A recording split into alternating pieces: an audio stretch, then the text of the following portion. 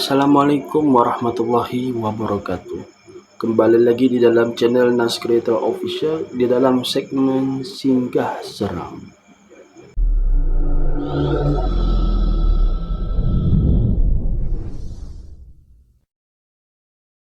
Jadi untuk cerita kali ini aku ingin ceritakan suatu tempat yang mana tempat itu aku sudah telusuri sendiri di video yang sebelumnya, yaitu dinamakan Bukit Pontianak. Jadi ada kisah di balik tempat tersebut. Mengapa tempat tersebut dinamakan sebagai Bukit Pontianak? Ada kisah tradisnya dan ada juga beberapa pengalaman yang dialami oleh orang-orang sekitar kampung ini berkaitan tentang sosok Pontianak di tempat tersebut, sehingga melekat nama tersebut di tempat itu, jadikan namanya Bukit Pontianak. Jadi tanpa membuang masa, mari kita bongkar misteri kronologi di sebalik tempat tersebut.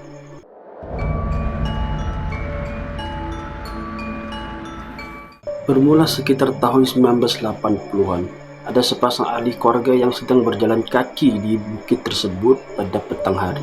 Pada ketika itu jalan tersebut tidaklah secantik pada zaman ini yang dalam keadaan aspal, akan tetapi jalan tersebut masih lagi dalam keadaan gravel dan amat sempit, yang hanya cukup muat untuk lalu dua kereta saja. Maka dapat dibayangkan jika lalu sebuah lori di jalan tersebut bisa mengambil separuh daripada jalan tersebut bila mana lori lalu di tempat tersebut. Dan jalan tersebut juga belum menjadi jalan utama bagi penduduk kampung untuk keluar ke bandar pada zaman itu. Dipendekkan cerita, ada sebuah lori yang akan lalu di bukit tersebut dan dipercayai juga lori itu memiliki masalah brek. Dalam keadaan tidak dapat dikawal, maka lori itu pun menggilis dua beranak daripada pasangan ahli keluarga itu, yaitu seorang ibu yang mengandung dan seorang anaknya. Adapun suami kepada ibu yang mengandung itu terselamat, dan ialah yang menjadi saksi dan juga menceritakan peristiwa tragis ini. Dikatakan juga mangsa, yakni ibu yang mengandung tersebut, termasuk di bawah lori dan rambutnya tersangkut di sap lori tersebut. Maka semenjak daripada peristiwa itu timbullah humor-humor yang mistik berkenaan peristiwa di bukit tersebut.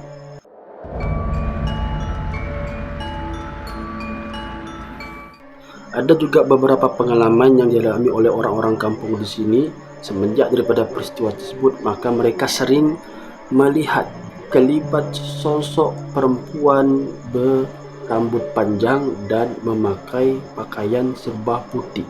Dan sosok itu sering didapati berlegar-legar di sekitar bukit itu dan juga di beberapa tempat yang ada di kampung ini, yang menjadi aktivitas sehariannya yang sering didapati oleh orang-orang kampung di sini. Ada seorang warga yang baru saja berpindah ke kampung ini pada tahun tersebut, lalu di tempat itu dalam keadaan tidak mengetahui apa yang telah berlaku di tempat tersebut. Maka pada ketika itu ia pulang dan menemui sosok seorang perempuan yang berbaju putih dan berambut panjang. Maka tanpa berpikir yang ia adalah sebuah sosok jin ataupun hantu ataupun sebagainya, ia pun bertanya kepada sosok tersebut, "Dek, mau kemana?" Perempuan itu cuma terdiam dan ia pun tidak menghiraukannya. Maka ia pun beredar daripada tempat tersebut. Seketika ia pulang ke rumah dan mengkabarkan cerita itu kepada ahli keluarganya.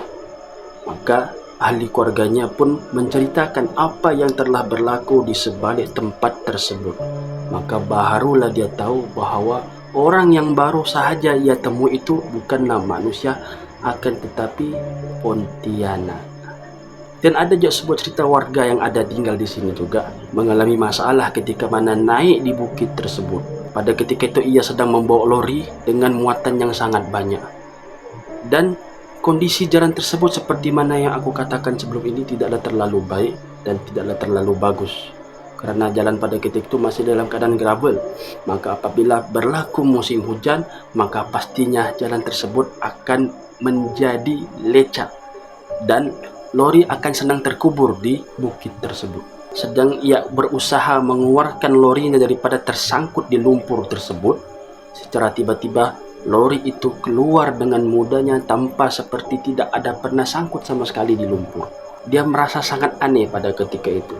Bila mana ia melihat ke cermin sisi lorinya, dia melihat ada sosok Pontianak tersebut sedang menolak lori itu. Aneh kan? Kebiasaannya kita kalau dengar cerita Pontianak itu dia biasa numpang. Ini dia tolong. Itu sungguh luar biasa sekali. Itu aku pertama kali mendengar cerita Pontianak menolong warga yang dalam keadaan kesusahan. Memang bukit itu menjadi tempat jalan utamanya untuk dia lalu lalang di situ. Akan tetapi dia tidak pernah juga mengganggu warga kampung di situ. Warga hanya pernah melihat sosoknya sahaja, tetapi tidak pernah ia mengganggu sama sekali. Dan terkadang ia tidak di situ selalu sahaja. Dia selalu juga pergi ke tempat lainnya seperti di taman permainan. Karena pada ketika itu, pada zaman itu, ada sebuah taman permainan yang pada ketika itu agak sudah lama ditinggalkan. Dan ada tersisa buayan di situ. Maka diceritakan oleh warga, dia sering bermain di taman permainan tersebut. Akan tetapi taman permainan itu pun sudah tidak ada lagi. Taman permainan itu pun sudah menjadi gelanggang futsal. Perkara yang selalu dialami oleh warga kampung di sini bila mana melalui bukit tersebut adalah ketika mana kita mengendarai motor secara berpasangan laki-laki dan perempuan ataupun suami dan istri. Bila mana kita melalui bukit tersebut, maka motor kita akan dimatikan, tak kira waktu siang maupun malam. Maka pada ketika itu jika kita mau ingin melepasi bukit tersebut, maka mau tak mau kita kena sorong motor itu naik ke atas bukit itu, barulah motor itu bisa hidup semula. Walau bagaimanapun keberadaannya masih lagi menjadi misteri, adakah dia masih ada ataupun tidak, tapi dikatakan sosok itu masih lagi berada di situ. Akan tetapi tidak pernah lagi dalam sejarah pernah mengganggu warga ataupun mengejar ataupun mengacau sekiranya kita lalu di tempat tersebut. Hanya pada ketika itu jika berlaku seperti mana yang diceritakan tadi, dua pasangan yang mengendarai motosikal pada ketika itu, maka dia akan matikan. Itu tidak tahu sebab apa, wallahu alam. Itulah sedikit cerita yang aku dapatkan dan yang aku bisa sampaikan kepada kamu semua untuk segmen Singgah Seram kali ini. Jadi kalau kamu punya cerita-cerita yang menarik lagi itu silakan DM, silakan personal di Facebook maupun Instagram maupun TikTok, ataupun kamu bisa komen di kolom komen di bawah.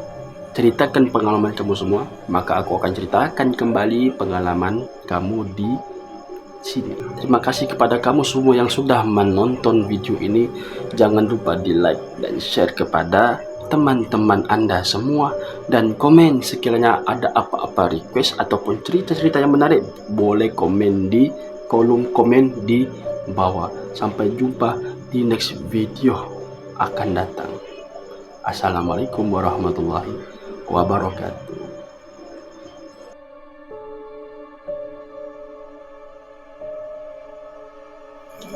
Untuk cerita kali ini aku ingin menceritakan suatu tempat yang mana